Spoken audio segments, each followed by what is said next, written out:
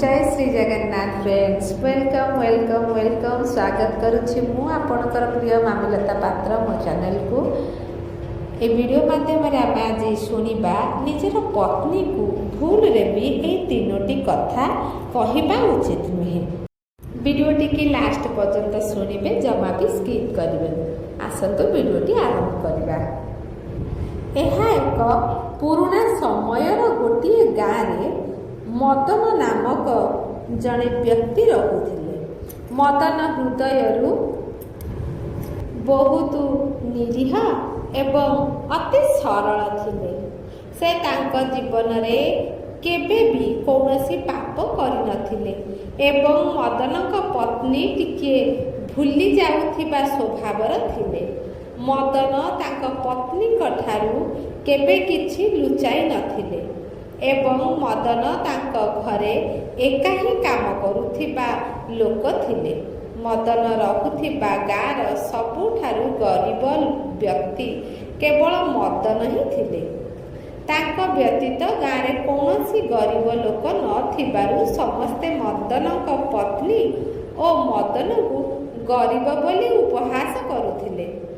मदन तांको गाँर बड़ बड़ सेठ मानक पाखरे चाकरी करुथिले एवं सेमानंकर गोरु चराउथिले एवं सेही काम करी मदन घर खर्च बहन करुथिला एवं दिन को दुई बेलार भोजन हेउथिला।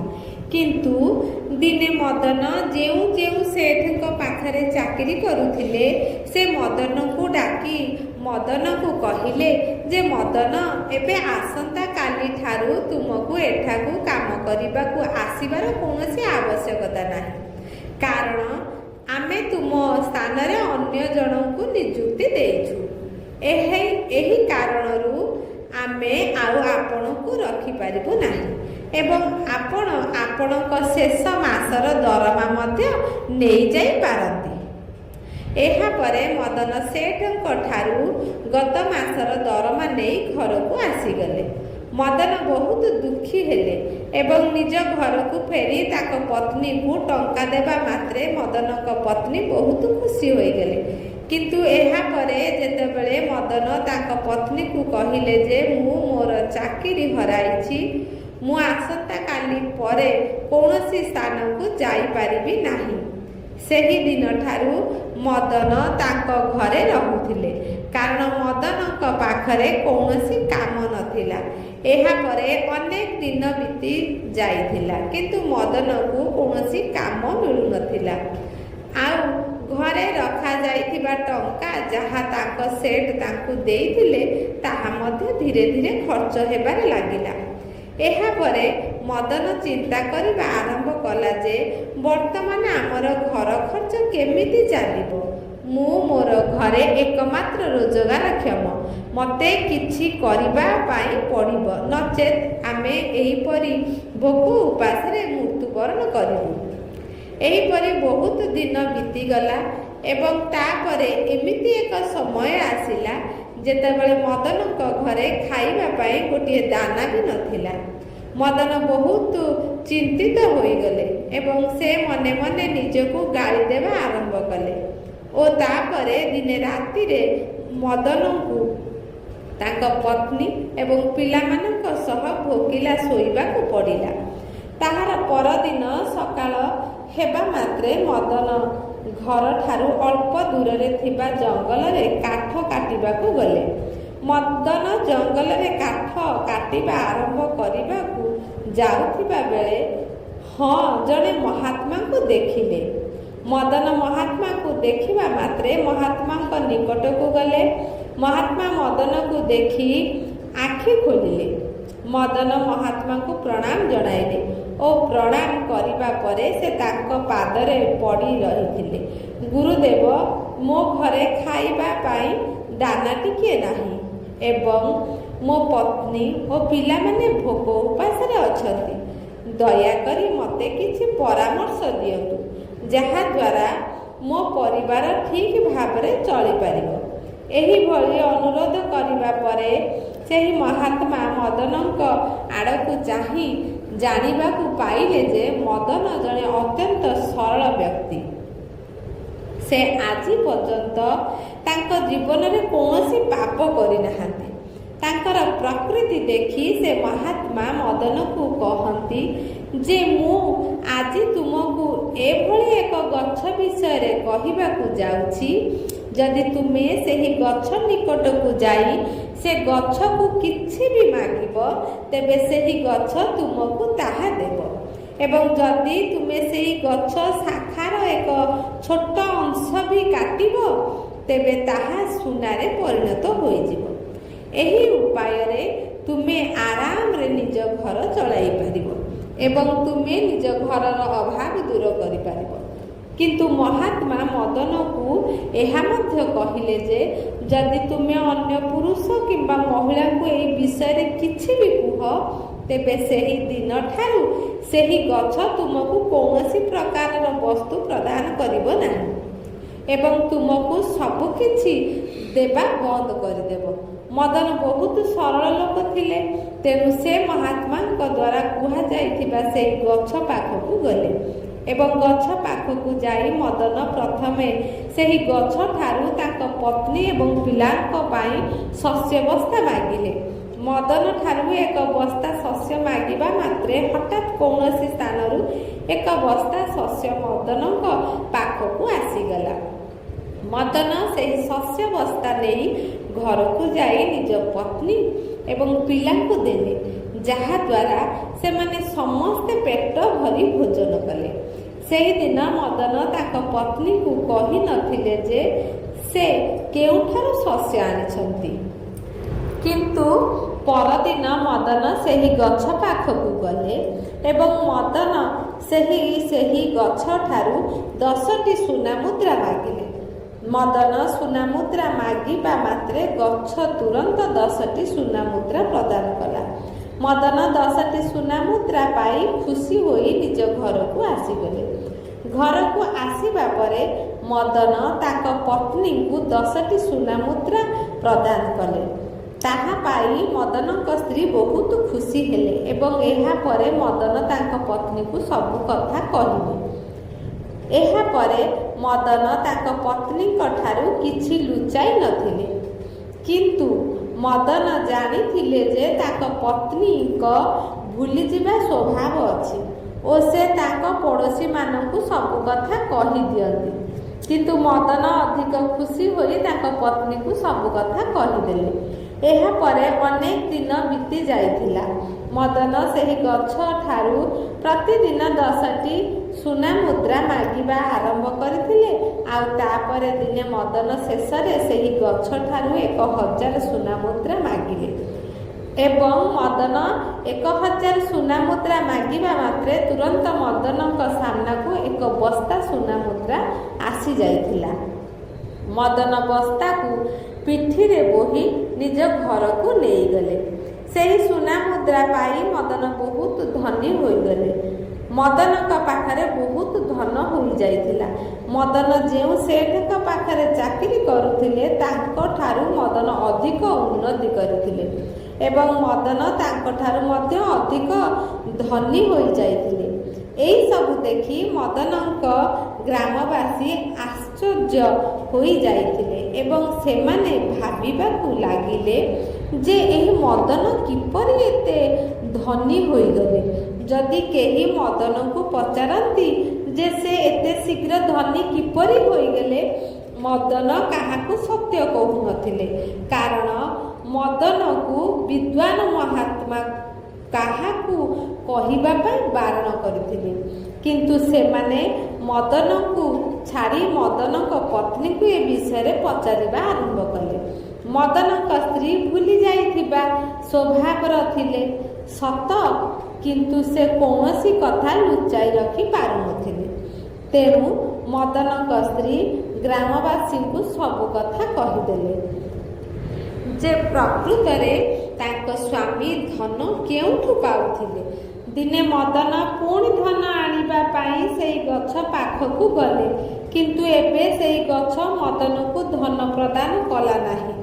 ମଦନ ସେହି ଗଛକୁ ଅନେକ ଥର ଧନ ମାଗିଲେ, କିନ୍ତୁ ମଦନଙ୍କ ମାଗିବା ପରେ ମଧ୍ୟ ଗଛ ମଦନକୁ କିଛି ଦେଲା ନାହିଁ। ସେଇଦିନ ମଦନ ତାଙ୍କ ଘରକୁ ଯିବା ପରେ ଏହି ବିଷୟରେ ଅଧିକ ଚିନ୍ତା କଲେ ନାହିଁ। ପରଦିନ ମଦନ ସେହି ଗଛ ପାଖକୁ ଯାଇ ପୁଣି ସେହି ଗଛଠାରେ ଅନେକ ଘଣ୍ଟା ଧରି ଧନ ମାଗିଲେ, କିନ୍ତୁ ତାଙ୍କୁ କିଛି ମିଳିଲା ନାହିଁ। ତାପରେ ମଦନ ନିରାଶ ହୋଇ ତାଙ୍କ ଘରକୁ ଫେରି ଆସିଲେ। ମଦନ ତାଙ୍କ ଘରକୁ ଆସି ତାଙ୍କ ସ୍ତ୍ରୀକୁ କହିଲେ, ହେ ଭଗବାନ, ଆଜି ମୁଁ ସେହି ଗଛ ପାଖକୁ ଯାଇ ଫେରି ଆସିଲି, କିନ୍ତୁ ଯେତେବେଳେ ମୁଁ ସେହି ଗଛଠାରୁ ଧନ ମାଗିଥିଲି, କିନ୍ତୁ ସେହି ଗଛ କିଛି ମଧ୍ୟ ଦେଲା ନାହିଁ। ତୁମେ ସେହି ଗଛ ବିଷୟରେ କାହାକୁ କହିଦେଲ ନାହିଁ ତ? ମଦନଙ୍କ ପତ୍ନୀ ଭୁଲି ଯାଇଥିବା ସ୍ୱଭାବର ଥିଲେ ଏବଂ ସେ ତାଙ୍କ ମନରେ କୌଣସି ପ୍ରକାର କଥା ଲୁଚାଇ ରଖି ପାରୁନଥିଲେ। ତେଣୁ ମଦନଙ୍କ ସ୍ତ୍ରୀ ମଦନଙ୍କୁ କହିଲେ ଯେ, ସ୍ୱାମୀ, ଯେତେବେଳେ ଗ୍ରାମବାସୀମାନେ ମୋତେ ପଚାରିଲେ ଯେ ତୁମେ ଏତେ ଧନ କେଉଁଠୁ ଆଣୁଛ, ସେତେବେଳେ ମୁଁ ସେମାନଙ୍କୁ ସେହି ଗଛ ବିଷୟରେ ସବୁ କହିଦେଲି। ନିଜ ପତ୍ନୀଙ୍କ ମୁଖରୁ ଏ କଥା ଶୁଣି ମଦନ ବୁଝିପାରିଥିଲେ ଯେ ଏହି ଘଟଣାରେ ସମସ୍ତ ଦୋଷ ତାଙ୍କ ପତ୍ନୀଙ୍କର ହିଁ ରହିଛି। ଏହା ଜାଣି ମଦନ ତାଙ୍କ ପତ୍ନୀକୁ ବହୁତ ବିରକ୍ତ ହେଲେ। ଏହା ପରେ ଅନେକ ମାସ ଏମିତି ହିଁ ବିତିଗଲା। ମଦନଙ୍କ ପାଖରେ ଥିବା ଧନ ମଧ୍ୟ ଧୀରେ ଧୀରେ ଖର୍ଚ୍ଚ ହୋଇଯାଉଥିଲା ଏବଂ ମଦନ ପୁଣି ଧନୀରୁ ଗରିବ ହେବାକୁ ଲାଗିଲେ। କିଛି ଦିନ ମଧ୍ୟରେ ମଦନଙ୍କ ଅବସ୍ଥା ପୁଣି ପୂର୍ବ ପରି ହୋଇଗଲା। ମଦନଙ୍କ ଘରେ ଖାଇବାକୁ ଗୋଟିଏ ବି ଦାନା ନଥିଲା। ପୁଣି ଥରେ ଏମିତି ଦିନ ଆସିଲା ଯେ ମଦନ, ତାଙ୍କ ସ୍ତ୍ରୀ ଓ ତାଙ୍କ ପିଲାମାନେ ଭୋକରେ ଶୋଇବାକୁ ବାଧ୍ୟ ହେଲେ। ସେତେବେଳେ ମଦନ ତାଙ୍କ ପତ୍ନୀକୁ ଗାଳି ଦେବା ଆରମ୍ଭ କଲେ ଏବଂ ତାଙ୍କ ପତ୍ନୀକୁ କହିଲେ ଯେ ଏସବୁ ତୁମ ପାଇଁ ହିଁ ଘଟୁଛି। ଯଦି ମୁଁ ତୁମକୁ କୌଣସି କଥା କହିନଥାନ୍ତି, ତେବେ ମୋତେ ଆଜି ଏହି ଦିନ ଦେଖିବାକୁ ପଡ଼ିନଥାନ୍ତା। ତାପରେ ମଦନ ସେହି ମହାତ୍ମାଙ୍କୁ ଖୋଜିବା ପାଇଁ ଜଙ୍ଗଲକୁ ଗଲେ, କିନ୍ତୁ ମଦନ ସେହି ମହାତ୍ମାକୁ ସମଗ୍ର ଜଙ୍ଗଲ ଖୋଜି ମଧ୍ୟ ପାଇଲେ ନାହିଁ। ଅନେକ ଘଣ୍ଟା ଧରି ଖୋଜିବା ପରେ ସେ ମହାତ୍ମାକୁ ମଦନ ଖୋଜି ପାଇଥିଲେ। ମହାତ୍ମାଙ୍କୁ ଭେଟିବା ମାତ୍ରେ ମଦନ ତାଙ୍କ ପାଦ ତଳେ ପଡ଼ି କାନ୍ଦି କାନ୍ଦି ଅନୁରୋଧ କରିବା ଆରମ୍ଭ କଲେ, ହେ ଗୁରୁଦେବ, ମୁଁ କେଉଁ ପ୍ରକାର ଭୁଲ କରିଛି ଯେଉଁଥିପାଇଁ ଆପଣ ମୋ ଉପରେ କ୍ରୋଧିତ ହେଉଛନ୍ତି? ଆପଣ ହିଁ ମୋର ଦାତା, ଆପଣ ହିଁ ମୋର ଭାଗ୍ୟ ବିଧାତା। ହେ ଗୁରୁଦେବ, ଦୟାକରି ମୋ ଭୁଲକୁ କ୍ଷମା କରନ୍ତୁ, କାରଣ ମୋର ଗୋଟିଏ ଭୁଲ ପାଇଁ ଆଜି ମୋ ପିଲାମାନେ ଭୋକରେ ଶୋଇଛନ୍ତି।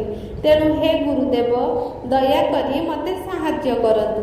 ଏହି ସବୁ ଶୁଣି ସେହି ମହାତ୍ମା ଜଣକ ମଦନକୁ କହିଲେ ଯେ, ଯଦି ମଦନ ଏପରି କଥା, ତେବେ ମୁଁ ତୁମକୁ କ୍ଷମା କରିଦେଉଛି, କିନ୍ତୁ ଆଜି ମୁଁ ତୁମକୁ ଗୋଟିଏ କଥା କହିବାକୁ ଯାଉଛି ଏବଂ ମୋର କଥା ହେଉଛି, ଜୀବନରେ କେବେ ବି ପ୍ରତ୍ୟେକ ପୁରୁଷ ଏହି ତିନୋଟି କଥା ନିଜ ପତ୍ନୀକୁ କହିବା ଉଚିତ ନୁହେଁ। ଯେଉଁ ପୁରୁଷ ଏହି ସବୁ କଥା କହିଥାଏ, ସେହି ବ୍ୟକ୍ତି ଜୀବନରେ ସର୍ବଦା ଦୁଃଖୀ ରହିଥାଏ, ଜୀବନରେ ସବୁଦିନ ପାଇଁ ଗରିବ ହୋଇ ରହିଥାଏ। ତାପରେ ମହାତ୍ମା କହନ୍ତି, ଯଦି ତୁମେ ଆଜିଠାରୁ ଏହି ତିନୋଟି କଥାକୁ କାର୍ଯ୍ୟକାରୀ କରିବ, ତେବେ ତୁମର ଭଲ ଦିନ ପୁଣି ଫେରିଆସିବ। ମହାତ୍ମା ମଦନକୁ ସେହି ପ୍ରଥମ କଥାଟି କହିବା ଆରମ୍ଭ କଲେ ଏବଂ କହିଲେ ଯେ, ପ୍ରଥମ କଥା ହେଉଛି, ଯେତେବେଳେ କୌଣସି ବ୍ୟକ୍ତି ତାଙ୍କ ପତ୍ନୀକୁ ନିଜର ରୋଜଗାରର ମାଧ୍ୟମ ବିଷୟରେ କୁହନ୍ତି ଏବଂ ତାଙ୍କ ରୋଜଗାର ବିଷୟରେ କୁହନ୍ତି, ସେତେବେଳେ ସେହି ରୋଜଗାର ଟଙ୍କା ଖର୍ଚ୍ଚ କରିବା ଉପରେ ରୋକ ଲଗାଇ ଦିଅନ୍ତି, ଅର୍ଥାତ୍ ସେ ସେହି ଟଙ୍କାକୁ ଆଦୌ ଖର୍ଚ୍ଚ କରିବାକୁ ଦିଅନ୍ତି ନାହିଁ ଏବଂ ସେହି ରୋଜଗାର ବିଷୟରେ ସମଗ୍ର ଗାଁର ଲୋକଙ୍କୁ ତାହା ନିଜ ପ୍ରଶଂସା ମନେ କରି ପ୍ରଚାର କରିଦିଅନ୍ତି। ଦ୍ୱିତୀୟତଃ, କୌଣସି ପୁରୁଷ କେବେ ବି ନିଜ ଦୁର୍ବଳତା ବିଷୟରେ ନିଜ ପତ୍ନୀକୁ କହିବା ଉଚିତ ନୁହେଁ, କାରଣ ଯେତେବେଳେ ଜଣେ ପୁରୁଷ ନିଜ ସ୍ତ୍ରୀକୁ ନିଜ ଦୁର୍ବଳତା ବିଷୟରେ କହନ୍ତି, ସେ ନିଜେ ଫସିଯାଆନ୍ତି, କାରଣ ଯଦି ତୁମେ ତୁମ ପତ୍ନୀକୁ ନିଜର ଦୁର୍ବଳତା କହିଲେ ତେବେ ସେ ବାରମ୍ବାର ତୁମର ଦୁର୍ବଳତାକୁ ଧରି ତୁମ ଦ୍ୱାରା ସେ ନିଜ କାମ କରାଇବା ଆରମ୍ଭ କରିବେ। ସେହି ଦୁର୍ବଳତାକୁ ଧରି ତୁମକୁ ଦବେଇବା ଆରମ୍ଭ କରିବେ ଏବଂ ଯଦି ତୁମେ ତୁମ ଦୁର୍ବଳତାକୁ ନିଜ ପତ୍ନୀକୁ କହିବ ତେବେ ତୁମେ ସର୍ବଦା ନିଜ ଜୀବନରେ ଅନୁତାପ କରିବେ। ତୃତୀୟ, କୌଣସି ପୁରୁଷ ତାଙ୍କ ପତ୍ନୀକୁ ତାଙ୍କ ଜୀବନରେ ତାଙ୍କ ଅପମାନ ବିଷୟରେ କହିବା ଉଚିତ ନୁହେଁ। ଅର୍ଥାତ୍ ଯଦି ପୁରୁଷ ତାଙ୍କ ପତ୍ନୀକୁ ତାଙ୍କ ଅପମାନ ବିଷୟରେ କହିବେ ତେବେ ସେହି ସ୍ତ୍ରୀ ତୁମକୁ ହଇରାଣ କରିବ ଏବଂ ଛୋଟ ଛୋଟ ଝଗଡ଼ାରେ ତୁମର ଅପମାନ ବିଷୟରେ କହି ତୁମକୁ ଲଜ୍ଜିତ କରାଇବ। କାରଣ ମହିଳାମାନେ ଧର୍ମ ଏବଂ କର୍ମରେ ବାନ୍ଧି ହୋଇ ରହିଥାନ୍ତି।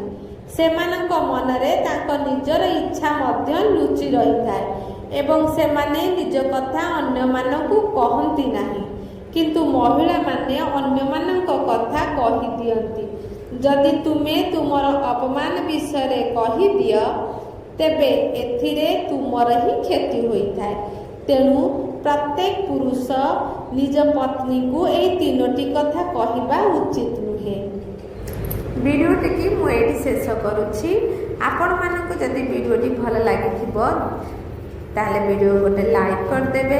ଯଦି ଚ୍ୟାନେଲରେ ନୂଆ ଥିବେ ତାହେଲେ ଚ୍ୟାନେଲକୁ ସବସ୍କ୍ରାଇବ୍ କରିବେ ଆଉ ଭିଡ଼ିଓଟିକି ସେୟାର କରିଦେବେ। ରହୁଛି। ଜୟ ଶ୍ରୀ ଜଗନ୍ନାଥ।